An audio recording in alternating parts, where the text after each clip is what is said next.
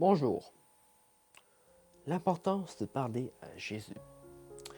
Et elle dit à sa maîtresse, oh, si mon Seigneur était auprès du prophète qui est à Samarie, le prophète le guérirait de sa lèpre. 2 Rois 5 au verset 3.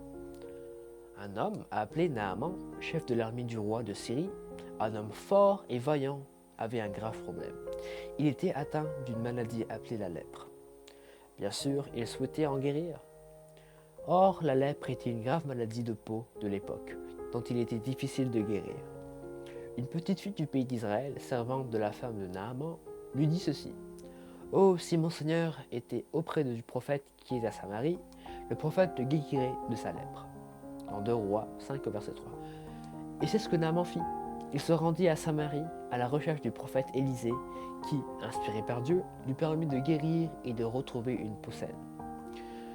As-tu déjà imaginé ce qui se serait passé si cette fille s'était tue?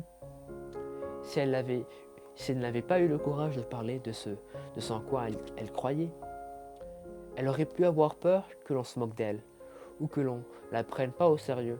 Après tout, elle n'était qu'une enfant.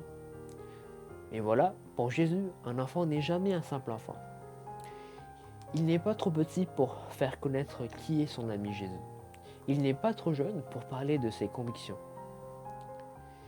Si cette petite fille a pu aider un grand chef d'armée à guérir, toi aussi, tu peux faire de grandes choses pour Jésus et aider les autres à le connaître.